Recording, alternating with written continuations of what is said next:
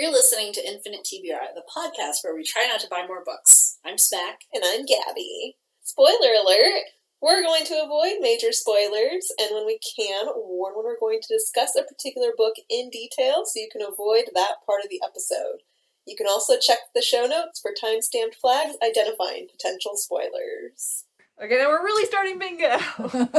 Throwdown, Showdown. We are also playing with our little bookcases and dinosaur toys. I want to picture that one. That is my jam. There's a lot of fun going on. Especially because we've been learning Instagram, but like, it's a process. Okay. Bingo! Which book shall I select off of my shelf? A blue one? I'm going to pull a blue one too then. Should we explain the books again? All right, let's explain this process. Okay. So, first of all, Mysterious Galaxy has a summer bingo, like a lot of libraries and bookstores do now, where you have 3-ish months to read. Well, you can get a row for 20% off an item in the bookstore. Did that make sense? If you block out a row on the bingo sheet, then you can go to the bookstore and get 20% off one item. Correct. Okay. And then you can black out the entire board to be entered into a raffle for a $100 gift card, which is the dream. The dream. But our Showdown Throwdown here on Infinite TBR, we have all our titles written down now in very cute little books. Very adorable little, like, dollhouse books. Yes. And I have Smack's titles. She has my titles. And we're going to pick individual titles at random and announce them, and then we're going to fight over which one was a better read. I'm going to win again. This is our third year. This is our third year. I am the undefeated champion. We are doing a slightly reduced amount this year. It's 20 instead of 24. Yes. Our first title. White Trash Warlock by Adam somebody. David Slayton? Did I make that up? Adam is the name of the character. Oh, never mind. But good job, honestly. And the only reason I was able to pull, I'm pretty sure it's David Slayton, but I'll double check. David R. Slayton. And I know that because he's coming out with a new novel in October, and I'm really excited. Are you? I loved this trilogy. Did you? So much.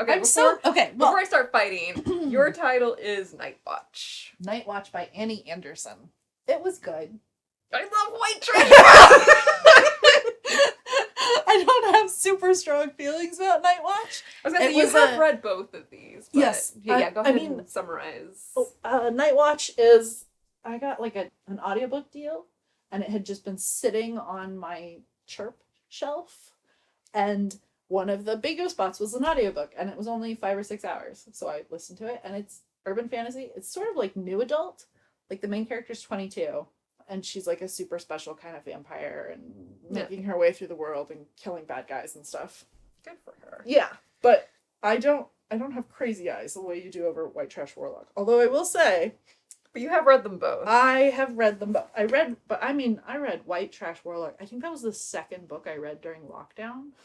It's not one that I ever would have recommended to you if I had read it first, I don't think. Yeah, I mean, I was very lukewarm about it, but now my college roommate and you have both been like freaking out over the trilogy as a whole. Yay! So I'm gonna get on that. So White Trash Warlock is about this young adult from Oklahoma who, when he was a teenager, was committed to basically an asylum by his brother and his mom for reasons that they get into in the book. But what the nominal reason is that he was having hallucinations and losing it, and he was a troubled youth. But what was really happening was all the reasons you'd lock away some kid. Yeah, you know how you just like stuff a kid into a sketchy insane asylum because you don't want to deal with him anymore, basically. Yep.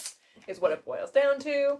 But what was really happening was he was seen through to the spirit realm because he has enough magic blood basically to be able to do like a little bit of magic and he can go in between the real world and the spirit world, and his family was very like, magic doesn't exist, that's not real, even though like there are people in their family who also have a little bit of magic, but no, the solution was to shove him into, and then his brother has since moved to Denver and has his very cute, perfect, very I sort of controlled remember that. suburban house. Yeah.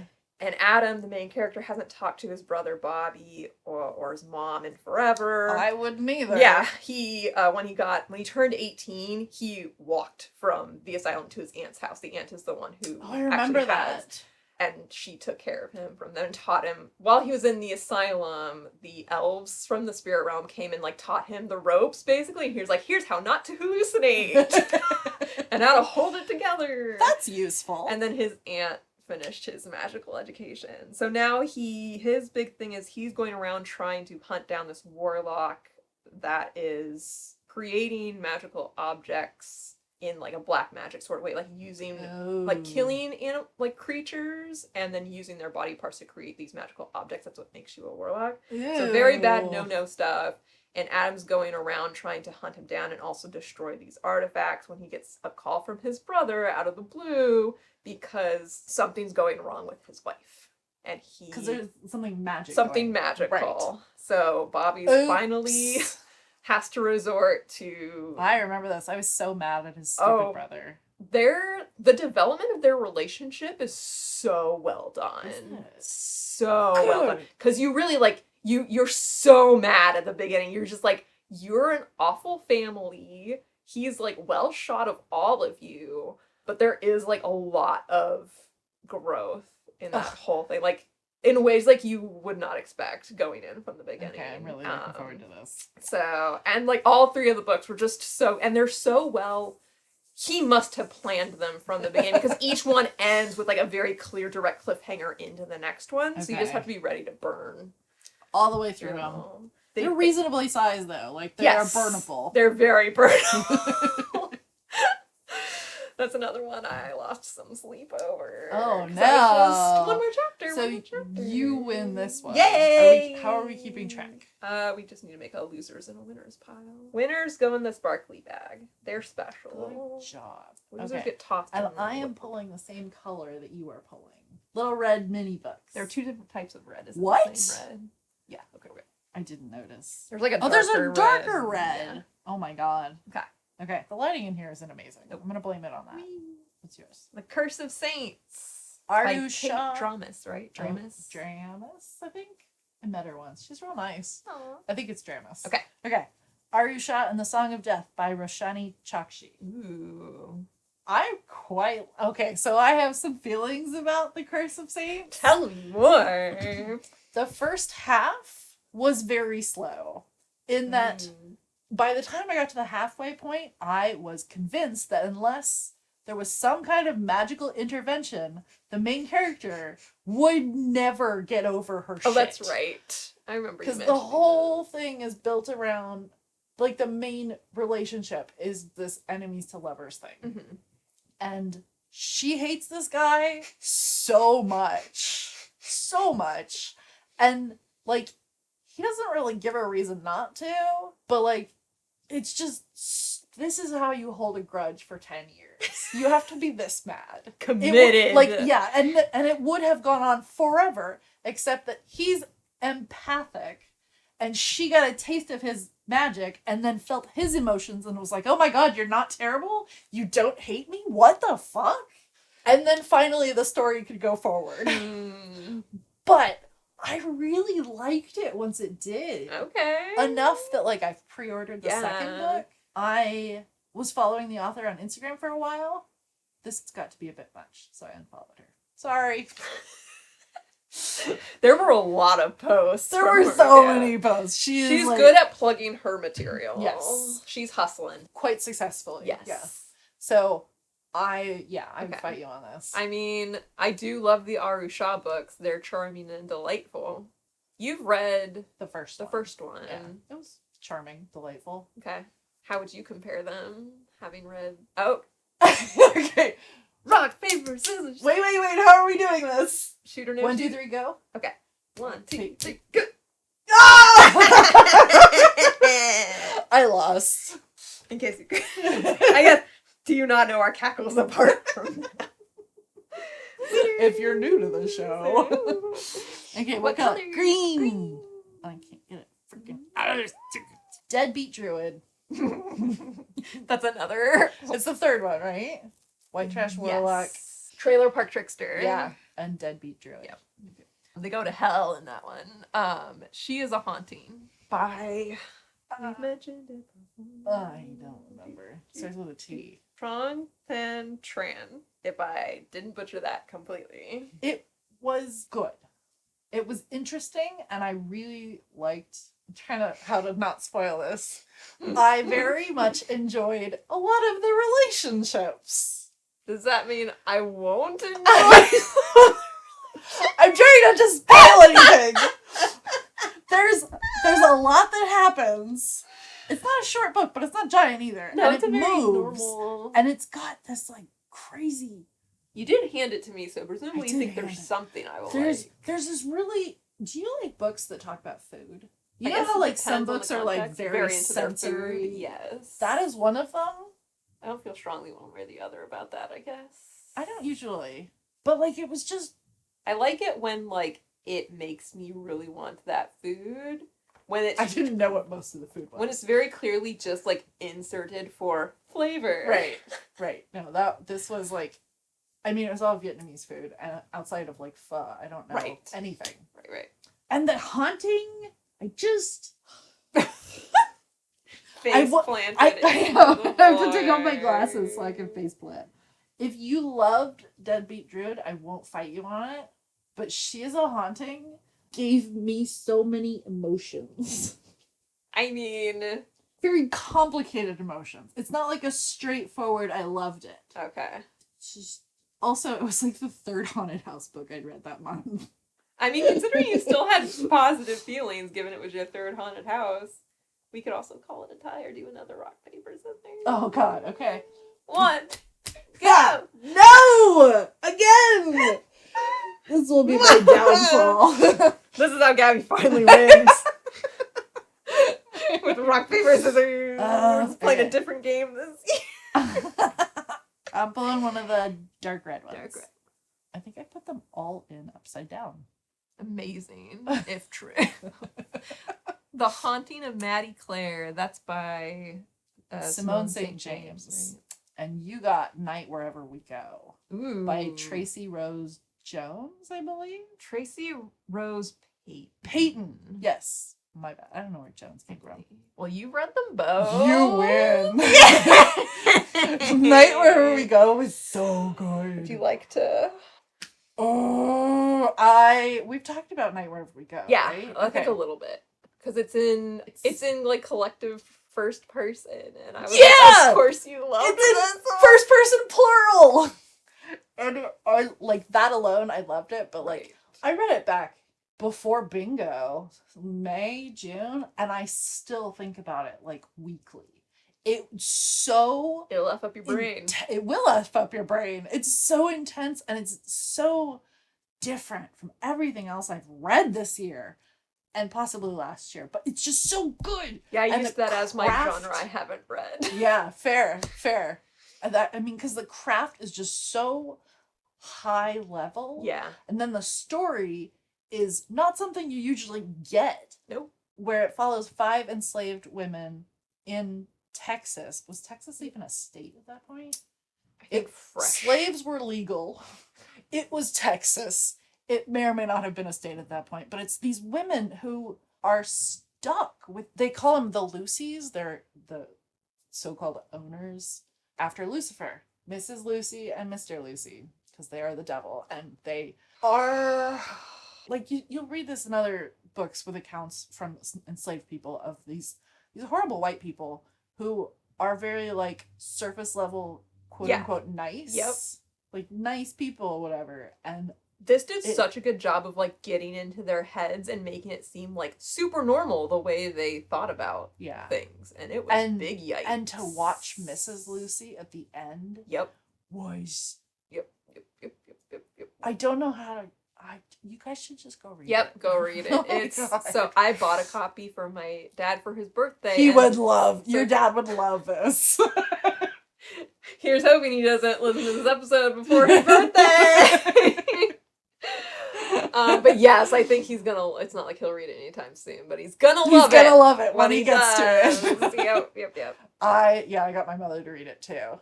It restored her faith in my taste. She thinks I read trash books now. Oh, it's not a spec fic. I know. That's true. There you go. That was before she asked. Oh, dang it. I know. Oh, that must have been why she was like, this is where you shine. What else do you have? And she hasn't asked me since. It's been months, and I keep Aww. identifying books that I'd be like, here, read this one. You'll like, nope. You just like leave them? And no, she won't. And I've been slowly like introducing this idea that like, yes, I read romance. Yes, I read horror. Yes, I read like all sorts arts of stuff. And then the other day she was like, you read trash books, huh? Wow. You should have her listen. I know of a podcast that had an episode talks about on genre stigma. It was really good. She should listen. I thought so, but she doesn't take my advice much. Wow. So. Do I need to start brandishing my trash books You when I should come not. over? She'll just think you read trash too. I was taken back to the last time her mother came to visit us, and she was reading like Nora Roberts or something, Mary Higgins Clark, like one of those like James Patterson but for women. Mm-hmm. And my mother said something, and her mom was like, "I know they're trash books. Just let me keep reading." So like, we have a bit of an elitism problem in my family. Clearly. What makes it trash? Define the trash for me, please. Explicitness. Well. Sex. Well. I know. Like, oh no. Whatever. It's fine. So A Haunting of Maddie Sinclair. The Haunting of Maddie Sinclair. The Haunting. Okay, so I read this on. Okay, yeah, I guess this is a disclaimer. I read this on an airplane when I had COVID. Oh yeah. Oh no. So in one long flight where I had to keep stopping and I didn't feel right, turns out I was nauseous, but I didn't know what it felt like while I was in the air moving. It was a whole trip, but I know we've talked about Silence for the Dead, which is also by I'm really glad you liked it as much as I did. Yeah, I've read it since we talked about it. Love Silence for the Dead. I was disappointed by The Haunting of Maddie Sinclair, Maddie Clare. It was her first book, and it came out in like 2012-ish, I think. And so it had some very 2012-ish tropes. Like, there was very little communication happening between the main character and the love interest, and it was like was it a straight romance? It was very, like, they're trying to help this ghost, Maddie Clare. They're not trying to help her. They're trying to record proof of this ghost. And so the main character works at a temp agency and ends up going out into the countryside with this ghost hunter because the barn that Maddie Clare haunts is owned by a widow who won't let anyone but a woman go confront Maddie because Maddie hated men as a non-dead person. As a non-dead person. and she really hates men as a ghost. I wonder why. She was horrific, like as bad as you can think about, and then at a grave. Wow. Yeah. So I liked the human aspect of it. I thought like the deeds done unto her were proportional to her like ghostly anger. Mm-hmm. Okay. Yeah. Good. So, which doesn't always happen. And I quite liked the main character and the ghost hunter, but the ghost hunter's assistant, who is the love interest, is so shit at communicating. Oh. That sounds... I mean, so, like, it wasn't my favorite. Right. He wasn't my favorite. Right. But, like, she wasn't that much better at communicating. Right. But Maddie, as the book goes, like, the extent of her rage and her power as a poltergeist unfolds, and you get to see, like, what she's actually capable of. And by the beginning of the third act, I was like, she's not a ghost. She is some kind of, like, demigod spirit. Ooh. Like, she has well surpassed whatever a ghost can do. Good for her. And it really bothered me that they kept calling her a haunting, a ghost. She was sentient. She could learn. She had powers over people. and their actions and could get into your head and possess you. Wow. And also exist somewhere else and interact with a live person. Like, that's not ghostly behavior. No. She is well beyond it. And so, like, the fact that they call it The Haunting of Maddie Clare, and that no one in the book... That sounds way too gentle for whatever Way they too say. gentle! Like, she was a terror. Like, you can't just salt and burn the bones in this one. Like, you have to, like, I don't have know what you have to do. the Pope come and do an exorcism or something. Like, genuinely, like, fantasy level demigod powers. Wow. Yeah. And I didn't know what to do with all of this, like, no, you're calling her the wrong thing. And, like, and I don't know how much of that was just me as a fantasy reader, Right. or me as a feverish COVID patient breathing into a KN95 30,000 feet in the air. Or a very legit critique of a Yeah, like, who the fuck knows? Amazing. So, that's my Maddie Clare. Horseman. It was okay.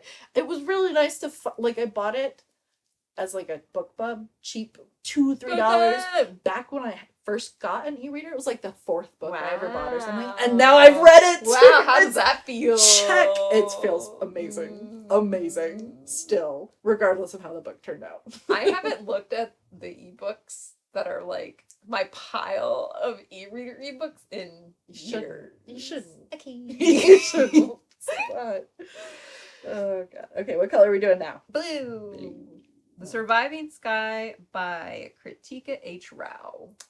And this one is Gutter Mage Ooh. by J.S. Kelly. And I have read both of these. You've read these both. But it has been a long ass time since I read Gutter Mage. I only gave it really 3 enjoy stars. Gutter Mage. Did you? I did. I would have loved it Oh, if no. the friendship weren't so devastating. Oh no! I don't remember that at all.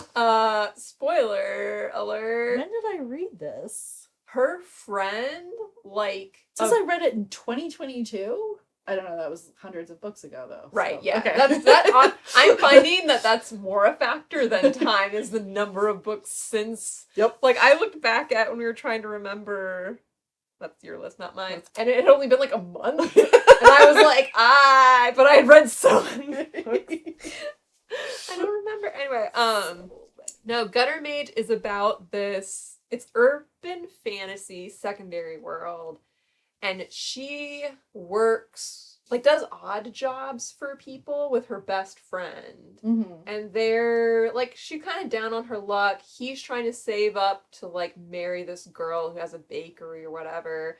But she's very, like, going out on her own. She has a really traumatic past as a mage when she was in the mage school. She has this whole background with this teacher who took advantage of her, and very, very, very bad things happened. So she basically said, fuck off to the magical world, and is now this, like, kind of outcast person. And then she has, like, sort of love interest, but more like an ex-love interest, who's also kind of still a friend, who's very, like, straight-laced as part of the magical system. Okay. And he, like, she goes to him at one point to, like, or he shows up at one point while she's investigating something, and they have, like, a very interesting dynamic, because they're very opposites, but he's very, like, morally, they're both, like, want to do the right, yeah, he's extremely lawful good. She sounds She's more chaotic good. Okay. But both have very strong morals, so their morals are aligned. And he's not, for as interesting as their dynamic is, he's not really as part of the story as I expected him to be when he was introduced. It's more about her and her friend, which I would love, except, and this is where we get into the spoilers, Future Gabi here. Spoilers for Gutter Mage by J.S. Kelly run until about the 27-minute and 30-second mark. They get this commission to investigate something. I don't remember what they're investigating, but it's been too long. But it is all like a huge manipulation on behalf of her best friend coordinating with her abuser, who she thought had died. And what? Turns out you don't remember. You I don't remember any of this. It was very good. And so, like, halfway through the book, there's some, like, suspicious things happening throughout, and I was like, oh, he's Like, from the first, he's hiding something from her. And she's like, oh, he's hiding this from me. Oh, and he's trying to, like, summon the courage to tell me this. Like, so you think that, like, that's where that's headed? But then, like, little details drop and you're like, oh, he's hiding something else and it's not going to be good. But you don't think it's that bad. And then it's bad. Oh my And basically, God. her abuser had talked her best friend into, like, she's being possessed by this, like, extra dimensional creature, and the only way to save her is to do X, Y, and Z. So that's so fucked up. I know, it's so bad. It's so fucked up. It's like, it is, like, in the story, it is bad. It is a very bad, no good thing. Good. And the problem ended up being is that there wasn't a good emotional resolution for all that crap that happened in the middle. Yeah. And it just kind of, like, the book ends with them being like, they're on the outs and they don't talk about it. They're like the climax happens and they see each other across a bunch of rooftops and they both, like, walk away. And that's, like, it. And then she doesn't interact much with this, like, other character who could... Is it part of a series? No, it feels like it should be! And if it were, I would have given it 5 stars and been like, when is the next one coming out? But no, it's like, seems to be intended as a standalone. No. But the book ends with, like, her starting, like, almost like an investigative agency. So it seems like it could set up to do more. Maybe they a just lot cancel. more. Oh man. But it seems like the intent from the get-go was to have it be a standalone. And it is a self-contained story. It just wasn't, like, it was so traumatizing. That's why I texted you in the middle and I was like, I will never, ever trick you into, I don't remember what I said, but I was like, I would never do this to you. I just want you to know. That. And I was like, okay, thanks.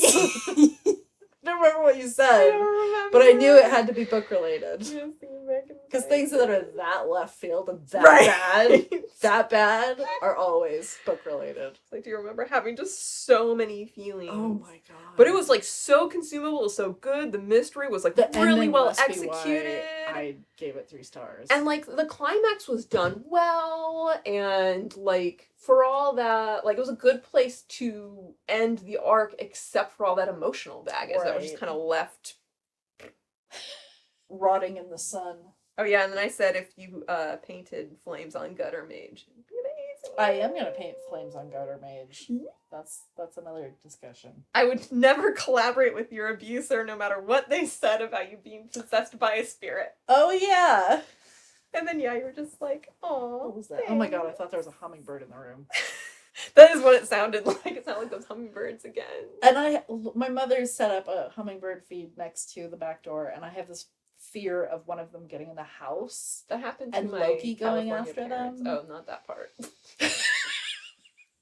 I'm confident a hummingbird could stay out of Loki's reach if that helps. But how would we get it out of the house? That would be the hard part. We have some really high ceilings. I know. Kind of have to shuffle it out. What I would recommend maybe doing, if that ever happens, is shut out all the lights and close all the blinds except for the one entryway you want it to exit, and see if you can figure out go toward the sun. Go toward the light. That's what I do for moths. And other bugs. Moths makes sense. Yes. Hummingbirds. I think if it were daylight hours, I think that would work. I have to think they realize I'm trapped in a space that is where out is. Hopefully. Perhaps. That's where I would start. I know I have been underestimating their intelligence till I get to watch them, like, argue over this feeder. You could also maybe go get a butterfly net if it came to that. If it came to that, yeah. I'd be so worried about hurting its wings. Yeah. I think I'll have to remember I don't remember how my California parents ended up resolving it, but at one point it just, like, landed on their hand and they just, like, walked it outdoors. What? So that would be cool. Yeah. Okay. Well, that is anyway. That's a dog. Or call animal control. Something like that. Yeah.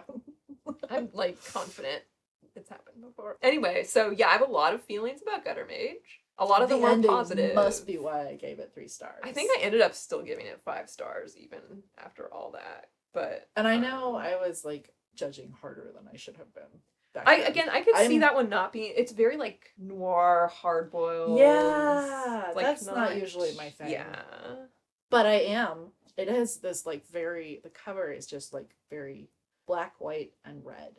And so what I have done is I've painted the edges of the pages this very matte black, and then what I'm gonna do is the local library has a maker space, an idea lab, whatever it's called, and they have this machine that'll help me make teeny tiny long stencils that I can stick on the pages, and then I'm gonna make them flames, and I have this red paint, this red glitter paint. It's gonna look so good as long as I can figure out how to learn the software, which is complicated and weird. Yes. It's gonna look so good. Well, if you don't want it, I'll take it. I bet you will. That was one I think I did actually land on 4 stars, but I remember just lying in bed being like, 4 stars? 5 stars? And then when I was trying to decide whether to buy it or not, I was like, if it had been in paperback, I would have. Yeah. But I was like, will I actually read this again? And I have no idea if I would read that again. I don't know. Anyway, Well, then you will probably get my copy at the end of all of this. And at least I can pet it. Yes. And be like, And you'll have all the sparkly bits. So So what was the other title? The Surviving Sky. The Surviving Sky. You win. Do I? Well, because you clearly have a lot of feelings about it. But they're not all positive. The Surviving Sky was interesting in that during the climax, I forgot that it was like the first of a series of books. And so when it didn't end all well, I had this moment of like, what the fuck? Oh no. This is not how you end a story. The Surviving Sky is like this post-apocalyptic, possibly Earth, where these giant, unsurvivable storms started happening on Earth. And the eventual solution, I know, the eventual solution was these individual cities take a big chunk of Earth and lift it into the air. And so they fly around until the storms abate for a while, and they go down to the ground and do like science stuff. Okay. And then the storms just start back up and they go back up into the air. And they have this very intricate magic system. I wouldn't think you'd want to be in the air first. They're like above the storm or something. It's like some kind of science. Yeah, hand wavy storm. And then they also have these animals that no one knows where they go during the storm because they're still animals. They're more like the kinds of animals that we know on steroids, like elephants that are 4 stories tall type thing. Oh, okay. And the main character wants to go study them and figure out where they go during the storms, because if they go somewhere, then surely humans could go there too and survive the storms and we wouldn't have to live in the air type thing. And later, of course, it turns out that like they can't stay up in the air indefinitely. Yeah, which is not common knowledge, not allowed to spread that around because it would cause a whole lot of panic. And then you find out that like other cities have been slowly falling out of the sky. So like there's like a timer. Oh no. And I just the main relationship, this woman and her husband, who is like the head mage of all mages, and she studies these animals, which is, it's considered like the lowest science possible. It would be like if you were the dean of Harvard and your spouse hunted ghosts. like it's that kind of dynamic. And there's this whole thing where like when they were younger and just got married and he started climbing the ladder, their plan was to change things, to force the system to evolve. And instead he just sort of got caught up in it and sold out. Yeah, sold out. And their relationship has suffered as a result. And when the story opens, they haven't spoken to each other in like 8 months. Oh. Yeah, like it's bad. And one of the criteria that you have to constantly meet to be at his level of magecraft is you have to have a solid family life. There can be like no rancor, no... It's very weird, and they have these weird rules that the main character and her husband were planning on changing. And so, like, as you go and you learn more about what he does and what he's trying to do to save the city, the rules make a little more sense.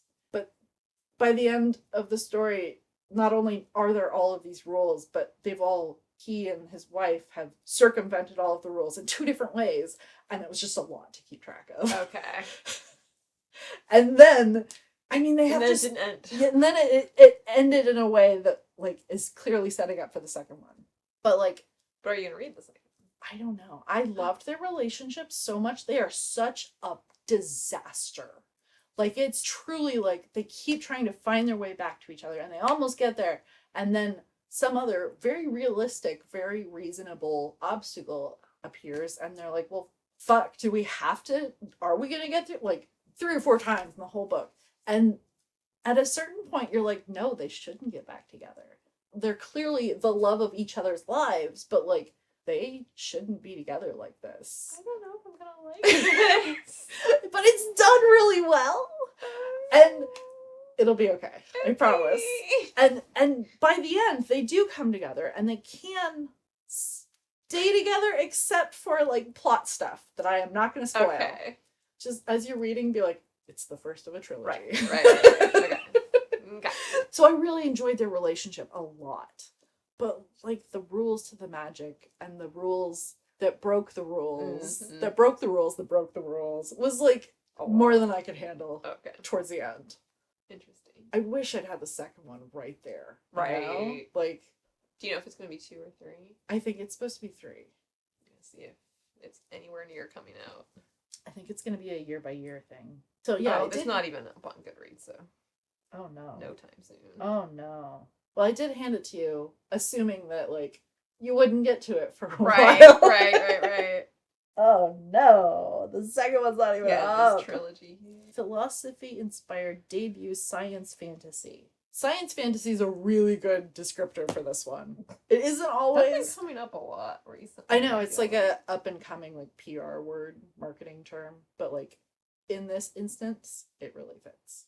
I know they had some issues with the release date getting pushed back, or, like, all of her pre-orders were canceled, or something, like, really terrible. And it showed up on my Twitter feed back when Twitter was not as bad as it currently is. So I pre-ordered it to, like, help her out. And it was worth it, for sure. Okay. Interesting. I'm so, like, their relationship, I love them so much. So much! And then they finally get their shit figured out, and...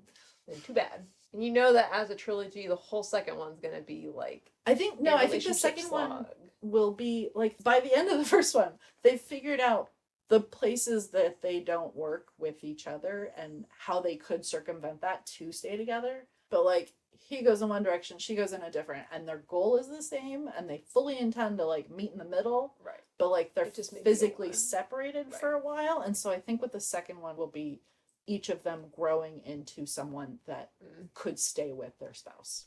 Trilogies like to separate the main for the second. There's only so much growth you can do as a couple to improve your relationship. Tell that to Secrets and Scrabble, which has them working through their relationship. Cozy mysteries! An equivalent! I mean, like, if your relationship sucks, sometimes you have to work on yourself. That's true. Sucks for romance plots, but it makes the reunion so much better, is what I'm telling myself. I guess we'll find out. I was very deeply invested in them. Okay. Because they were so horrible to each other, and then there were these terrible misunderstandings. Just genuinely, like, they needed that dose of empathy magic. Right. That Curse of Saints. Yeah. Relationship. Where you're like, oh my god, they don't hate me. They actually think this. But if you are estranged from someone for 8 months, maybe you don't share what you're thinking. Nope. So now what? I don't... What was yours? Gutter mage. I think I'd fight you. 1, 2, 3, go! 1, 2, 3, go! No! I'm so bad at rock, paper, scissors. Fine. This Throwdown Showdown this year is just Gabi's better at rock, paper, scissors. God damn it. Okay, light red? Yeah. At one point. I know, at a certain point we're going to run out of the same colors. The Big Book of Modern Fantasy. I will fight you. Wow. That's edited by Anne and Jeff Vandermeer. Oh. And this is Big Cat, Little Cat. Okay. Big Cat, Little Cat was a children's book. Yes. It was very cute. Yes. It was devastating. Really? It is about That is not what I was expecting. It is shockingly devastating. Oh my god. Like a picture book? Yes. Like, like a 20-page, not even. Okay. Like, and, like for first readers. Right. So very little text. Okay. The premise is that this family has this adult white cat and they adopt this baby black cat.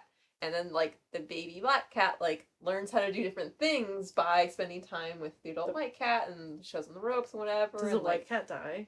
Yes. Oh my god. Spoiler alert! Yeah. For the children's book. That sounds like something I would have read and scarred me for life and made me want to be a writer that scars other people. Yes. I don't remember a specific title, but I'm pretty sure that's how I ended up wanting to be a writer. Wanting to do the same violence upon other readers that was done to me. I'm trying to find this exchange when I was like having this full meltdown because I picked it up from the library. It was recommended by Natalie, my niece. My 7-year-old niece who... Well, she's gonna be a writer.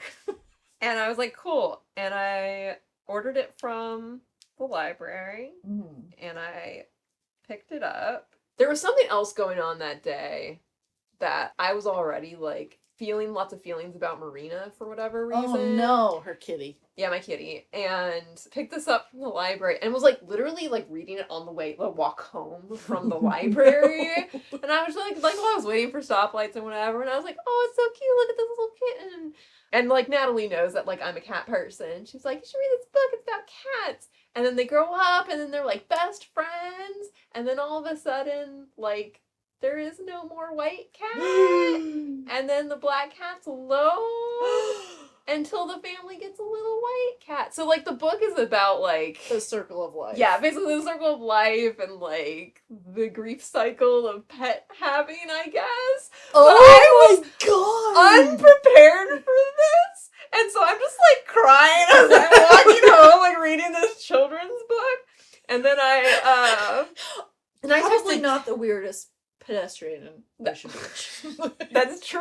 Yeah. And then I texted Kat, and I was like, Big Cat, Little Cat is so sad. I should look up the author, sorry. By Alicia Cooper.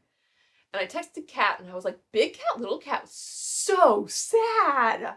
I am in tears. And she was like, oh yeah, I should have warned you. And I was like, what do you mean? You knew? And then I was like, tell Natalie it was really sad. And she wrote back and said, Natalie's like, no, it wasn't. And I was like, oh my God. Your sister, your niece is amazing. Yeah. She sure is. Oh my goodness. So it was very cute and very sweet, but it was devastating. Super, super sad. So, was this was before I had to dog sit that dog that had just lost his friend, yeah, I right? think so, yeah. This was like one of the first bingo reads. That was a rough weekend. Sorry. Sorry. Rough. Yeah. I hope you're proud of yourself. I'm often proud of myself. Proud of yourself. But yes, that was a very sad, distressing weekend, even secondhand. I went to dog sit for a family friend who, they had 2 dogs, and they're both kind of old, and the older one was put down earlier that week. So Delilah was put down, and Ziggy's people came home without Delilah. They were really sad for a day, and then Ziggy's people left. They had a flight they had to catch. And so Ziggy was just, he'd walk into the master bedroom and sniff around at Delilah's bed and then howl. So sad. He woke me up at least once a night howling. He was just so sad. And he has like a messed up Achilles or ACL or I don't know. He couldn't walk straight. Like I had to lift him onto the couch, but all he wanted was to be with me. Probably with anyone. Right. Yeah, but at like, that point. I was there. Yes. And he was just... I'm glad he had you. I know, he was so sad. He was so sad. Anyway. So tell me about the big book of modern fantasy. Okay, so the big book of modern fantasy was... I was going to say it didn't a collection have of the short same... stories, right? Yeah. I mean, short for given... The thing was like 700 pages. Yeah. But it's got, Ursula K. Le Guin, Joanna Russ, modern in that from like the 1920s on. So modern, by like the history parameters of modern, it's in the last 100 years. So there was like Sylvia Townsend Warner, who was a fantasy writer. She wrote Lolly Willows, Right. which I don't think you've read yet. I have read that You have one. read that one. Yeah. I'm so pleased. I read that one in the Netherlands. It was so good, and then I got my dad a copy. Or I let my dad borrow it, and then he sat on it forever, and I was like, I do want that back.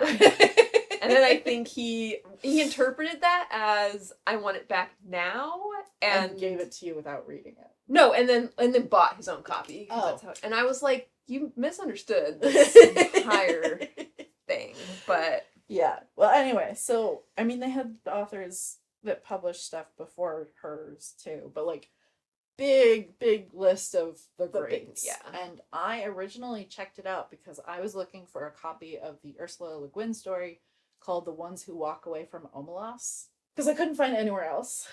And that was just the easiest way to get it, is to check out this giant encyclopedia, practically, of fantasy stories. And so I read that one first, and it sort of destroyed me. Like, in a good way? In a good way, but also simultaneously a not good way. Yikes. And I don't really know how to explain the story without giving everything away. And you libraried that? I did library it. But when I read it, I texted both you and our number one fan, Laura, and was like, you guys need to read this as soon as possible. And you were like, yeah, okay. And I thought, they're never going to read this. They're never going to find this. So I photocopied The Ones Who Walk Away from Omelas. And I have it in a PDF. Ready, bruh? Ready for you guys. It's quite short. It was one of the short of this. Oh my God. I spent like 4 days staring into the middle distance thinking about this story. And Okay. And then you read the rest of this volume. Yeah. Was that the when best? it was real, I mean, like, that was the most earth-shattering one. But like, there were other ones that were really, really good. There were a couple that I didn't like. I wasn't crazy about the Joanna Russ one, which surprised me. But I don't actually know if I've read anything else by her. So yeah, I cherry picked, but ended up reading like 3/4 of the whole thing. So Okay, you win. Yeah, I'd fight you on that one. Okay. If only for that one. Oh, loss. What are we doing? Green? The Hacienda. Winter Keep. I will fight you so hard on this one. The Hacienda by Isabel Cañas, I believe. And Winter Keep is, of course, by Kristen Kishore. I will probably let you win this one. I did love Winter Keep, but not with this level of fervor coming from over here. Freaking... Tell us about it. Oh my god. Okay, so... I want to preface this by saying that I was in a hotel room by myself, sick, pretty feverish. And it is a horror novel. Yeah. And so the main character's backstory, it starts with her arriving at her new husband's country home in what is now Mexico. It's right after the Mexican Revolution. She's the daughter of a general who, I don't know the history super well, so it sounds like Mexico was ruled by Spain, the monarchy, and then her father was one of the guerrilla fighters, like the general of the guerrilla fighters, fighting to overthrow the monarchy. And then at the end of the Revolutionary War, it sounds like there was a third faction that was like more ideologically pure than the one her father was in. Mm-hmm. Anyway, so it ended up with her previously highly esteemed father being taken out in the middle of the night and executed, and the house set on fire with her and her mother in it. And so they go to live with her mother's horrible relatives because her mother married down because the father had brown skin and the mother did not. Yay! Colonialism! And so because her mother married down, all of her mother's relatives are just awful. Awful to both her and her mother.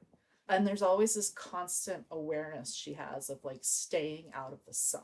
She can't afford to have her skin get any darker than it already is. Like, horrible. Like, so she catches this guy's eye, and it's sort of a shift. He's not shifty, but he has like this tragic past with a mysterious first wife who died and nobody knows how type thing. And she's like who gives a shit? It'll get us out of my relative's house. I will have a home of my own to protect my mother in. And so she marries this guy and goes off to the country estate because she sure as shit is not going to play hostess to these women who were talking about her and her mother after her dad was executed. So that's all the beginning. Oh boy. And she gets to this house and it is fucking haunted. The hacienda is haunted. Like, did he live there before they got married? Yes. So he's aware. But not since his first wife died. I see. His first wife, who is repeatedly described as having wheat something hair. She has really blonde hair. Mm-hmm. Blonde hair, super pale, never had to worry about going in the sun. And she was horrific to their servants. So the hacienda system is basically feudalism, where you have the main house and all of the servants live in the surrounding village, but like everything's self-contained. Gotcha. And like nobody has enough money to go somewhere else. And even if they did, they'd just be going from one hacienda to the other. So you're stuck where you're at, regardless of who lives in the hacienda and what kind of power they exercise over you. Or if they kill your friend and pretend it wasn't them. Oh boy. Oh boy, oh boy, oh boy, It, oh boy. so like Would it's, you recommend that one? Yes! Oh. Oh my god, it was so good. And it wasn't just because it was scary. It was scary. But like it was so, it interrogated the various levels of colonialism so well. Because the other main character, Andres, is a priest. But he is also like a witch. So, and his grandmother was like the village healer witch person. And she taught him everything she knew. And then she sent him away to the seminary school so that the Inquisition would never think to ask about him. Because it starts right after the Inquisition ends. And he's coming home from that school. The Inquisition is over. His grandmother just died. He just missed her. And then this woman, the new lady of the house, comes and is like, please, please, please, I need an exorcism. And the priest who's like actually in charge of the parish walks through the house and like talks down to her and is like, everything's fine. But he's also, Andres is also a witch, so he can tell it's not fine. There's something really fucked up about this house. And so he offers to help. And it turns out that like, he doesn't act like, there is no like guy swooping in to save her from the house. Like, he is way in over his head. And she is also way in over her head. But like, they're in over their heads together. And they believe each other. And they get to be themselves around each other, even though there's just like this genuinely horrifying haunting happening. And there are parts that are just so wrenching where like at one point the husband comes back. And so she has to go back to the house. Because for a while she's just like, I'm sleeping in the fucking church. Anywhere else. Yeah. She sleeps on the floor in the church for a couple nights. And then her husband comes home. And she has to pretend everything's normal. And he has no reason to be like, no, your wife cannot go with you into the house that you live in. And so he has to just be like, I'll be nearby. Wow. Yeah. Wow, So wow, like it's the ties between the people in the village and the people in the house and her mother and her and this priest. And it's just, and then this. Was it any good though? Sorry, I just wanted to hear it. You got what you wanted. I did. I did get exactly what I wanted. I loved it. So, I loved it. if I chose one haunted house story to read for Halloween, Mexican Gothic or the Hacienda? You should not read Mexican Oh, Gothic. really? Interesting. I mean, at one point you said how when I was are you- feeling strong. yeah, how are you? Well, if it's one or the other, you should read the Hacienda. But if you're going to interrogate colonialism, you should read both of them. Sure. That's what made How me are think you of with Mexican body Gothic. horror? Eh? Like, Mushrooms? It doesn't bother me. So you should read both. I draw the line at mushrooms. Oh, right, because, oh my god, that one, what was that one? Oh, Undead Girl Gang! Undead Girl Gang! By There are- Lily... By Lily Anderson. There are They were mushrooms in mushrooms! Mexican Gothic. So what was your title? You won, I think. Oh, you have... Winter Keep. Winter Keep. I forgot. Yeah, that was the 4th Graceling book. It was very good.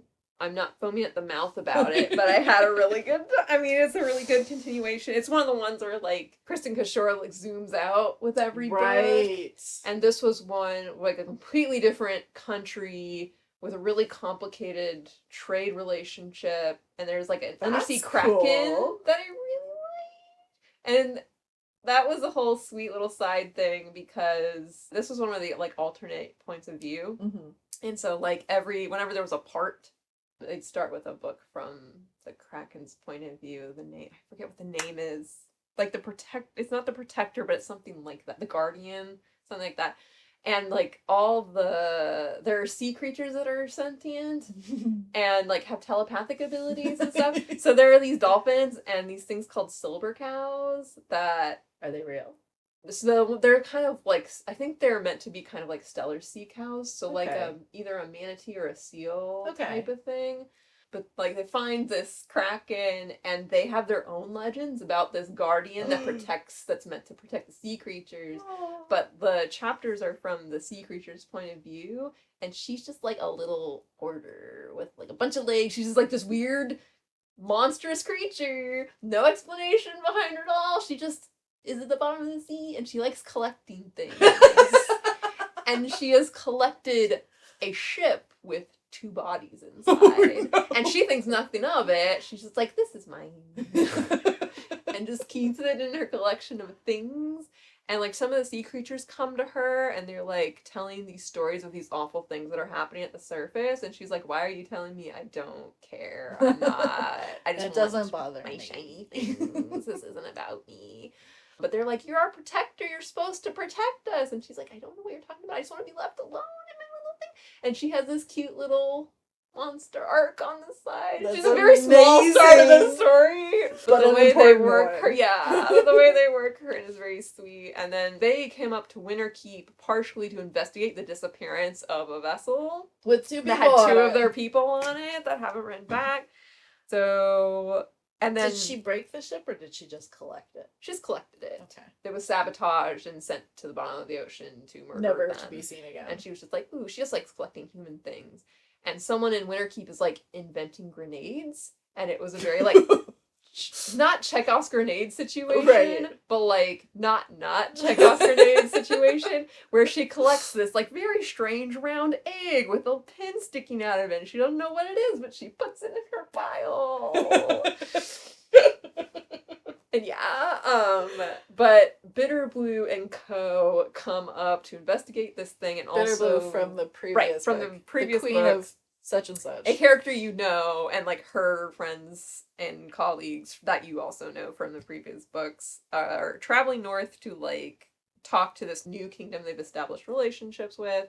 And partway there, Bitterblue falls off the ship. Oh no. And no one knows because it was like like she came up after sleeping, no one saw her get up, and she just like on her way to like say good morning, just there was like a big swell and she just keeled right over the side. And everyone missed it. Oh, and no! So it was hours before anyone realized she was missing. Oh my god. And so everyone thinks she's dead. Like they get to Winterkeep and they're mourning the loss of their queen. Oh shit. And that's how it starts. Oh my god, that's how it starts. Yes. And there's a character that one of the point of view is from this kid who's going to the university at Winterkeep and her horrible, awful family who are like involved in the political shenanigans of Winterkeep. So they're all like getting ready for the queen's arrival, and then the queen didn't show up because she dead. But they're like they're trying to like move forward with everything like Bitterblue was hoping to accomplish, and like Gideon's out here grieving this woman that he never told how he felt. Future Gabi here again. I drop a very brief spoiler here for the previous book in this series, Bitterblue by Kristen Kishore. So if you don't want any spoilers for Bitterblue, go ahead and fast forward to about the 59-minute and 25-second mark. And her half-sister from the previous book, spoilers for the third book, kind of. They're like snipping at it. They have a like fun like little sister big brother relationship, but like their personalities clash a bunch too, and Hava, the sister, has a lot of issues to work through, and Gideon has a bad habit of accidentally poking those. Is Not- Gideon the one? I know we talked about Yes. this a long time ago in various episodes. Gideon was the one who like has a thing for Katza in the first In the first Graceling book. and is just a dick. Yeah, just a dick. And then like comes back in Bitterblue like 10 years later and was like, I was a dick and Katza still hasn't gotten over it, and that's fine. It's a very funny Which is just dynamic. such an amazing. As like perfect as like a perfect thing you could do with a character like that. Like would never have occurred to me to develop a character What? that started out as such a dick, but she did it and it was hilarious. I love that. Yeah. I should I think you'd reread enjoy the first them. 3 and continue. So it was very complicated, and I really enjoyed how complicated it was, but I could also see it, like, getting a bit in the weeds. No, I like that kind of complicated. Bitterblue was complicated. Yeah, it was complicated in the same way Bitterblue was complicated, but then you get more points of view. And then Sea Sparrow, at least so far, but I think the whole book is going to be from Hava's point of view. Oh. Yeah. Okay. So yeah. I'll still fight you. But I but like- actually fight you, because clearly I Yes, can't win your- with rock, your paper, scissors. Eyes were on fire, so I'll let you win. good. Also, it was like genuinely quite scary at points. And then I was alone in this hotel room, and there were all sorts of weird noises going on. The rest of the area, like somebody Jungle there was like noises. a concert or something. Spooky. Plus jungle noises, and then the light on the balcony went off for no discernible reason, and there was nothing out there. There was no way to turn it back on, so I just closed the curtain. It's like if I can't, no, I didn't stop reading. Oh. I was like, if I can't see it, it won't get me. Amazing. Yeah, That sounds like that would be a fun. Because I was sure as shit not gonna stop reading. Fun feeling. But it did scare me quite a bit. Very easily frightened. Alright. Light red. Light red. Feed Them Silence by Lee Mandello? The Maleficent Seven by Cameron Johnston. Yep. Yeah. You've read these books. Tell us about. We've talked about Maleficent 7 before. Yes. So we know how much I liked the Maleficent Seven. Feed Them Silence is one of those Tor.com novellas, and it was painfully realistic. It's about this woman and her disintegrating marriage, and she's a scientist who has helped develop this technology that will put her consciousness temporarily into a specific wolf's consciousness that they've like tagged, and to like shadow the wolf like a radio tracker on steroids, basically. And she is so over involved with her work to begin with, and then specifically with this one wolf that she just over identifies with, like in all the ways you're not supposed to as a scientist. She breaks all of the rules, and it's very stressful. Oh no. But very short. It is a short one. I couldn't have done a full 300 pages like that. Wow.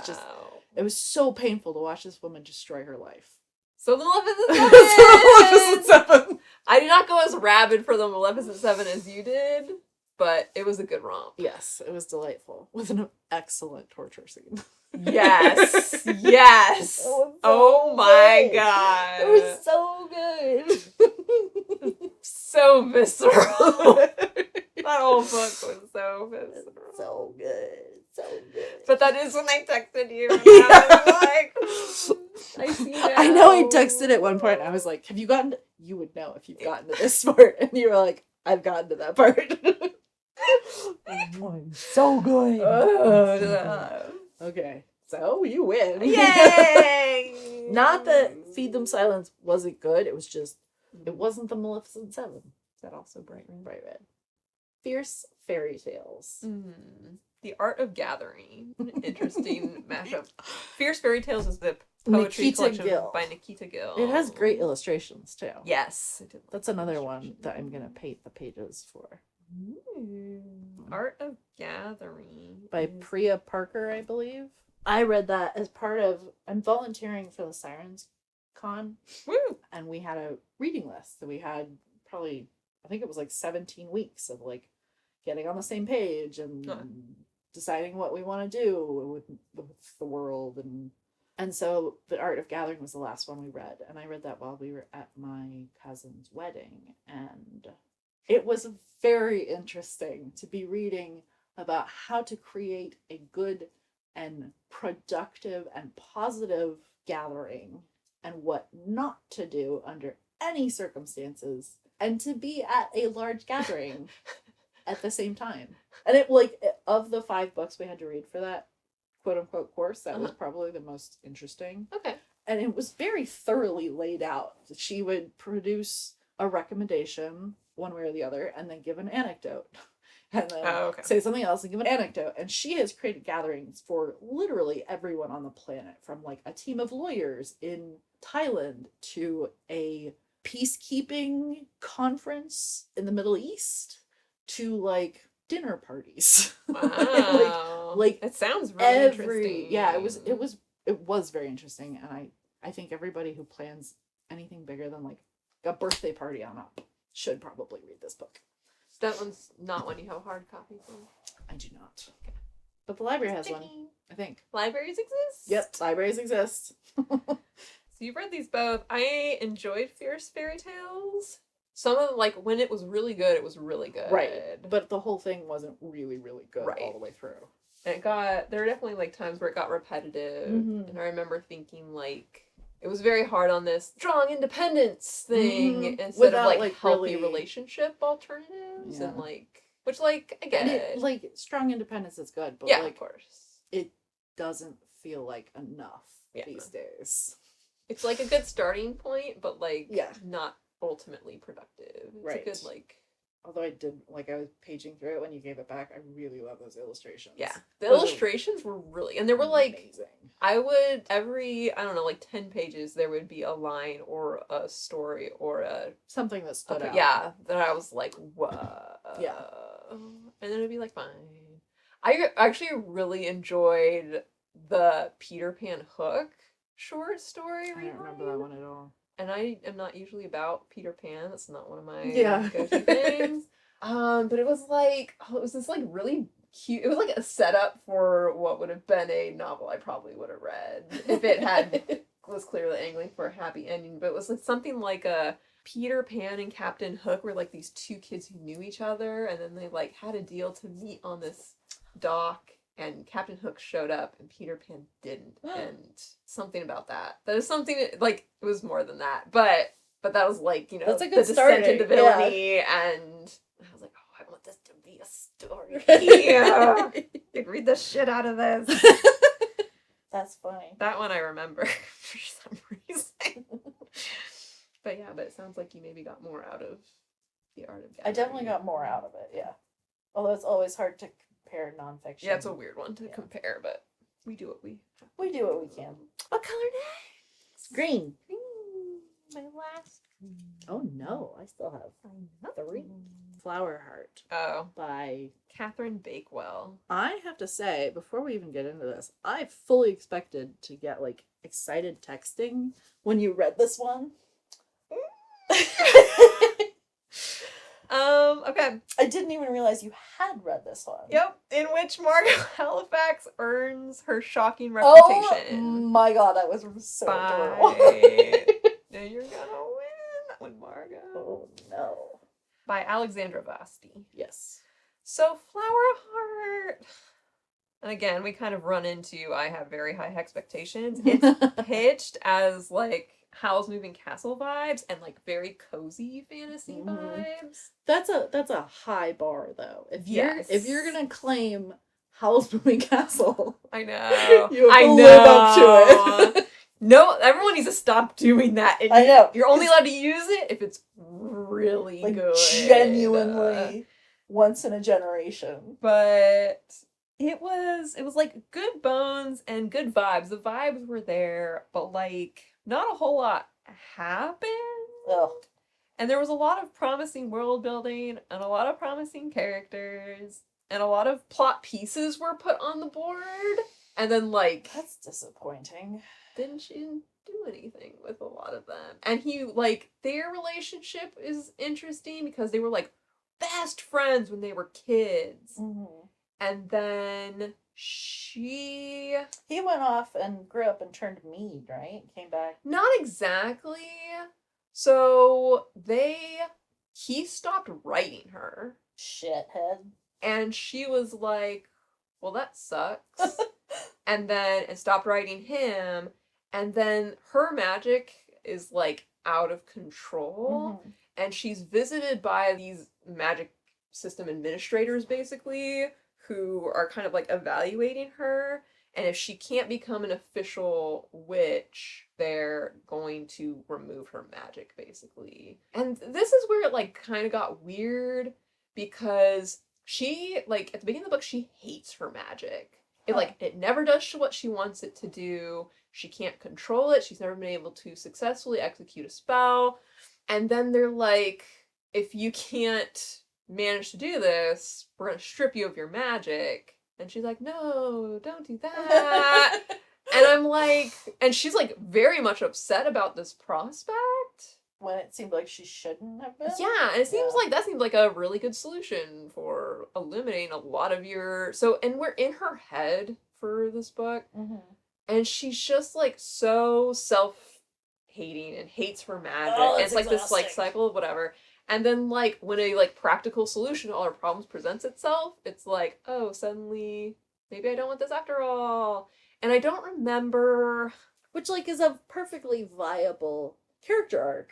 It just has to be done well. And it was, like, everything was, like, almost done well in this. This is where we get into this. Because it could very well have been a, like, So he's part of this committee that kind of, like, this committee that shows up. He's, like, on their council or kind of the thing. Yeah. And that's where another weird thing, because they're, like, a year apart in education. But for some reason, he has, like, all of this power, authority. Yeah. That is weird. Which is very weird. And it's kind of, like, hand-waved away. And she accidentally basically poisons her father. Oops. With her magic. Oops. And she's, like... Does he die? Well, he's, like, dying. Oh. And so the time crunch is we need to find a way to save him. Yeah. But you can only save, like, the only one who has any chance of saving him is her, and only if she can get her magic under wraps. Okay. So she talks them into, like, giving her an extension on stripping her powers so that she could try and save her dad. Like, actually learn something and save him. And for some inexplicable reason... he becomes her teacher in this. Like, everyone who's ever tried to teach her has not managed to, like, guide her down a path. And she's had, like, bad teachers. She's had good teachers. Right. No one has managed to, like, find her a good starting point for learning to control her magic. And, like, day one, this guy is like, maybe you need to embrace your emotions. Oh my God. Let it out. God. Actually express your anger. Like, don't suffocate your feelings. And everyone else has always been like, you have to control your feelings to control your magic. And this guy comes in with this, like, new and innovative strategy of Montessori school. Yeah! And I'm just like, are you freaking... He's 1 year older than she... He's had exactly the same amount of magical education she has. Why is this dude coming out with this day one? And she's like, wow, I've never done this before. And I was like, oh, okay. And I, like, could not. I was like, that, like, really killed. And, like, first of all, I didn't enjoy that dynamic of, like... She needs to be taught. Yes. By him. By him. Yeah. And then, like, this in this very, like, unbelievable way. And then, like, he has his own, and, like, they've, like, hash it out. And he's like, yeah, I basically stopped writing because my daddy told me to. Because, like, there was this whole, like, So this is where we get into, like, some of the pieces put on the board were interesting. Because her mother has the same type of magic and, like, is basically a wanted felon in this. What? Like, she uses her magic for bad things. That's so cool! I know! And we meet her for, like, a chapter, like, later in the book. What? And she has, like, little to no bearing on anything. But because she's wanted by this wizard community. Yeah. There's this dynamic where, like, she, obviously, like, hates her mom for leaving her and her Right. dad, and then, like, being evil, and, but, like, her dad won't talk about it. And at no point does he go, maybe we should try to find your mom so I can not die? I don't think so. Okay. I don't think that possibility, I don't even remember how... She remembers that she got, like, a birthday present from her on her 16th birthday or whatever, and, like, finally opens it and it magically transports her to her mom, and then it's like, and they have, like, a really tense like, that part was, like, again, like, almost interesting, but then, like, it was a very brief encounter, and it's just, That sounds incredibly disappointing. And so he's from this, like, very, like, old money magic family, and so his dad was like, you can't associate with that girl and her no good family, and, like, instead of explaining any of that, like, just was like, okay. And just, like, and so part of his character arc is, like, learning to stand up to his dad. Oh, man. And he's in hot water with the magical wizard community for something he did. And they're, like, and that was another one of the interesting things, is, like, their magic system is really strict and, like, back-assward about, you make a magic mistake, and we'll strip your magic, and you will be miserable and like, everything will be bad for you for the rest of your life. So don't make any mistakes! Jesus. It's, like, very messed up. And, like, there's a whole thing about, like, we'll go change the world and whatever. But anyway, didn't enjoy the mansplaining emotions. I really didn't. Yeah, that. I don't even remember what the other title was. Oh, right, in which Margot Halifax earns her shocking reputation. It is the first in a series of 3 novellas. If you Google Alexandra Vasti, Vasti, you too can download these 3 ebooks. Future Gabi here one last time to warn you that you actually only have until the end of the month, this is November 2023, to sign up for Alexandra Vasti's newsletter to get access to these 3 novellas. After that, they will be available for purchase in February 2024. So get on it! And they're so cute. Aww. They're so cute. The Margot Halifax one is the first, and it's Margot is one of a set of twins who are called the Halifax Hellions. Yay! And they basically, this is historical fantasy, no magic or anything. So basically their whole thing is that they were introduced to society and then ran wild, both because, like, that was their natural inclination, and also because if they're doing crazy scandalous stuff, then whenever someone else makes a mistake, particularly like young debutantes, then their scandalous stuff will end up in the papers instead of this mistake. Aww. I know! Like, really, really sweet. And so the first novella opens with Margot going to their brother's best friend, who is also their brother's attorney, and being like, Margot and Matilda. Matilda has run off with this really bad dude to Scotland to get married. We have to stop her. Oh no! so it's this wild romp where, like, the carriage overturns and it's raining, and, like, they get to an inn and they're identical twins. So the woman comes to, like, serve them lunch and was like, oh, you're back. Why are you wearing a different dress? And Margot's like, we're on the right track. We have to go now. And of course, her brother's friend has been in love with Margot since, like, she was 16 or 18 or whatever it was, like, permissible. Yeah, like, when it was okay. When it wasn't creepy. And she thinks he's just the bee's knees, but, like, neither of them know it. And, like, it's just so cute. And then the second one, like, it turns out they do catch up with Matilda, and Matilda's like, she's matured and Margot hasn't noticed. Oops. And so they have to sort of hash it out at the end. And then the next one is in which Matilda Halifax learns the value of restraint. And turns out Matilda actually likes being tied up in the bedroom. So, like, these titles are amazing. I'm going to spoil the first one. No, she earns her shocking reputation. No? Oh, fine. I won't spoil it. Depends on what type of spoiler it is. I mean, like, no, it's sweet. You'll enjoy it more.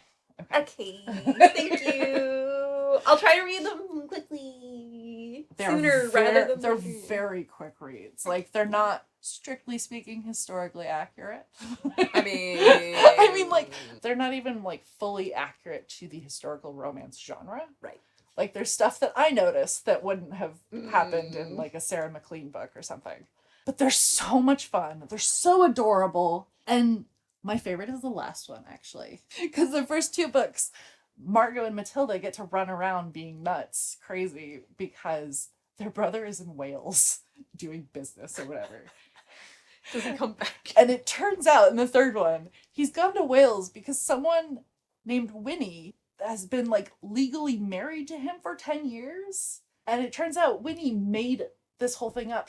Her mother was, like, a con artist, and so she and her mother parted ways, and Winnie went off to Wales to go be a sheep farmer, but no one would, like, let her rent any land if she was unmarried and young. So she said, actually, I am estranged from my husband, Spencer Halifax. My name is Mrs. Winnie Halifax. And she spent She just make up this name? Yeah. Off Oh my and god. it just so happens to be an earl's name. I love this. And it's so that was my much. favorite. It's so good. And yeah, you better look those up. There's so I much wish there was a fun. hard copy of them. I know. Yeah. And so, like, during the Barnes & Noble pre-order thing, Alexandra Vasti has her debut novel coming out, and it's called Ne'er-Do-Well. Oh yeah! Yeah, you really like that title, and I was like, you need to read those novellas. I don't think it's the same world, but, like, they're just so much fun. It's ridiculous. And they're free! So, yeah. I win. So I'm very yes, I you win do one. it. You win this one. It's really close. But you I'm sorry you didn't like Flower Heart. I know you were, like, so excited. know. The vibes were so mean. I was very excited, too, because the Howl's Moving Castle claim, but I know. that thing is getting overused these days. No. It's not fun. Oh, you just had to subscribe to the newsletter. Her newsletter. And that's actually Alexandra Vasti shares a Facebook group with this woman called Felicity Niven, Niven. And they're both, like, historical romance writers. And I spend way more time on Facebook than I ever expected to at this point in my life. So I'm in their group. I got an advanced reader copy of the one with Winnie. And so I picked up the first novel written by the other woman who runs this thing called Convergence of Desire. Oh, yeah. I recognize Yeah. that cover anyway. And that one's like a marriage of convenience, and the woman is a mathematician who just wants to be left alone. Yeah. And so she has this other that's her first series, but she has this other, the series is called The Lovelocks of London. I think that's like a last name. She has this other perfectly titled romantic history series, and it's like Bed Me Duke, Bed Me Baron, Bed Me whatever else, Earl. And incredible.